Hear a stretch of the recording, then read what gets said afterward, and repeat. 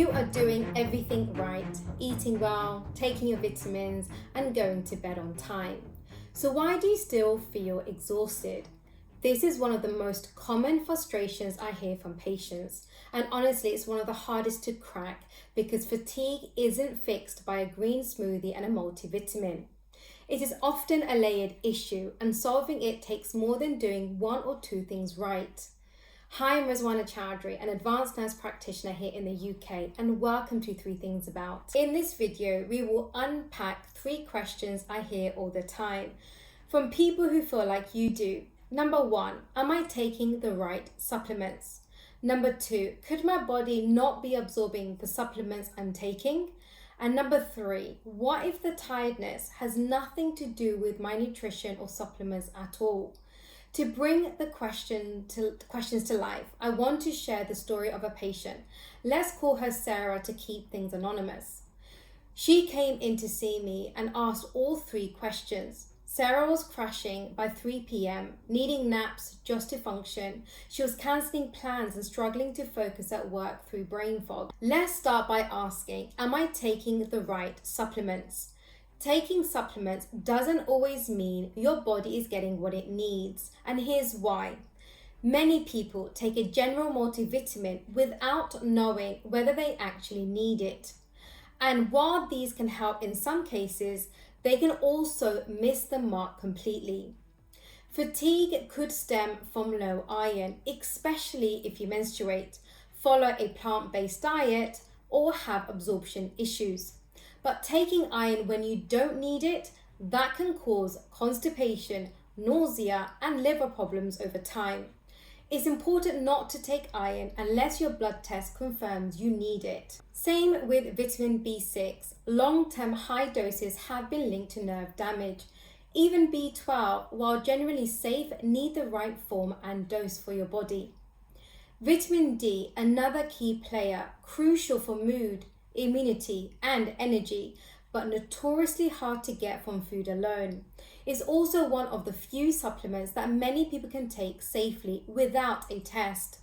But still, the dosages matter. Some people need more than others, depending on how much time they spend outside, their skin tone, their weight, and their absorption abilities. In Sarah's case, her vitamin B12 was low, but it's not always one thing. Sometimes it can be a combination. For example, low vitamin B12 and low folate, which is vitamin B9.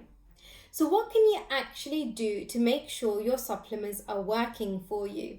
Here's how to make sure you're not just guessing and actually giving your body what it needs. Number 1, listen to your body. Start with your symptoms: fatigue, brain fog, frequent illnesses, low mood, muscle cramps. These can be all signs of nutrient gaps that are very specific. Number 2, get tested when you can. In the UK, basic blood tests can cover vitamin D, B12, ferritin, iron via your GP. Number 3, some forms of vitamins are more effective than others. Vitamin D with K2 is often a better choice because K2 helps direct that calcium to your bones and teeth. Take iron with vitamin C for better absorption. Magnesium oxide is poorly absorbed, but is still widely sold because it is cheap. Magnesium glycinate is much more bioavailable and better tolerated. Always recheck and adjust every few months based on your symptoms or test results. So how can you tell if your body is not absorbing the supplements you are taking? Even with a healthy diet and decent supplements, your gut might not be absorbing the nutrients well. Absorption issues are more common than people realize. Low stomach acid, for example, becomes more common with age or when using medications like PPIs, proton pump inhibitors for acid reflux, like omeprazole, a very common medication prescribed in the UK. But stomach acid and a healthy gut lining is essential for absorbing minerals like iron, magnesium, calcium, and zinc. And if your digestion is off or your microbiome is unbalanced, these minerals can just pass through unused.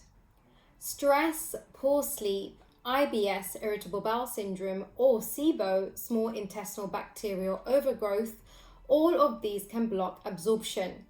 So can frequent antibiotic use, alcohol, and even birth control pills, which can deplete B vitamins. In Sarah's case, she'd been on acid reflux medication for years, which was likely interfering with her nutrient absorption, even though her diet looked good. Some people take supplementation on an empty stomach or with the wrong foods, not realizing that absorption can be affected. For instance, fat-soluble vitamins like A, D, E, and K are best taken with food that contains fat. Water-soluble vitamins like the Bs and vitamin C are often better absorbed when taken in smaller doses throughout the day. So if you are doing all the right things and still feeling tired, use this quick practical checklist. Are you taking your supplements with or without food? Are you pairing them with the right types of foods or accidentally blocking absorption with things like caffeine, which can reduce iron uptake? Are you noticing signs that your gut might need support, like bloating or fatigue after eating? If those things resonate, it may be worth working with a practitioner to look more deeply at gut function, digestion, and possible medication interactions. So what if your tiredness has nothing to do with nutrition at all? This is where Sarah's story really came into focus. Even after addressing the right nutrients and improving digestion, she was still running on empty. Sometimes tiredness isn't about what's missing nutritionally. It's what your body is dealing with that's draining your energy. Chronic stress is a big one. If your nervous system is in constant state of high alert, your body is going to use up more energy just to stay on. This can lead to cortisol dysregulation, where your stress hormone rhythm gets flipped, wired at night and sluggish in the morning. Even if you're eating well and supplementing, if your nervous system is stuck in survival mode, you're going to feel depleted. Add poor sleep, overtraining, and unresolved inflammation, and it's no wonder why your body feels like it's running on empty. This kind of stress-related fatigue often ties back to cortisol, your main stress hormone. I covered how cortisol works and how things like adaptogens and micro resets fit in a previous video. I'll link it below if you want to dive deeper. Mental fatigue is real too. The mental load of modern life, constantly switching tasks or juggling roles, absorbing bad news or worrying about the future. It takes a toll. It's possible to feel tired even if your body is technically fine because your brain is overloaded. Some of this is tied to nervous system dysregulation, which impacts digestion, sleep, and even how well your cells use energy. So you end up in a loop, tired, stressed, poor recovery, more tired. Supplements like adaptogens, for example, ashwagandha or rhodiola, can support stress response, but they don't replace lifestyle changes. The real fix often lies in giving your body actual rest, not just sleep, but limiting caffeine and screen time 30 minutes before bed.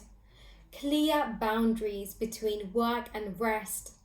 Building micro reset strategies throughout the day, like carving out just 5 minutes for grounding activities, can make a real difference. Think breath work, a walk without your phone, or stretching in silence, or simply saying no without guilt. These tiny shifts send your body a powerful message. It's safe to slow down. If your fatigue feels persistent and unexplained, especially alongside other symptoms like brain fog, low mood, or irregular cycles, it's worth looking deeper and speaking to your GP. It may be worth checking thyroid function, hormone balance, or underlying inflammation. So how did it turn out for Sarah? Once we identified her low B12, we added targeted supplements, not just a multivitamin, but specific forms her body could absorb. We adjusted her reflux medication and added support for digestion. And we worked on stress, not just managing it, but truly supporting her nervous system with rest, gentle movement, and boundaries that gave her space to recover. Within 12 weeks, Sarah no longer needed a nap to make it through the afternoon. She was reading again, walking her dog in the evening, and her brain fog had lifted. She finally felt like herself again.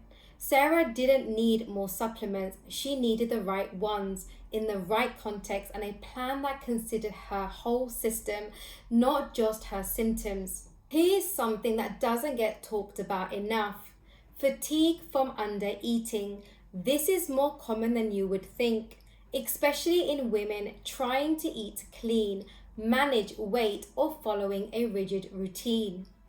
When you don't eat enough, your body doesn't get the fuel it needs to generate energy. You might be eating healthy but still underfueling. And the signs? Poor recovery from workouts, hormonal changes like irregular cycles, constant brain fog or irritability. If you are underfueling, whether it's unintentional or intentional, no supplement is going to fix that. Your body needs calories to function. Even the best vitamins need a metabolic engine to work in. So part of feeling more energy might come down to eating more, not just eating better. And making sure your meals are balanced, enough carbs to fuel, protein to rebuild, and fat to absorb nutrients. This is where real energy comes from, not just small pills. Let me know below, what is one thing you have tried for your energy that didn't work as well as you hoped? Thank you so much for watching, and I'll see you in the next video.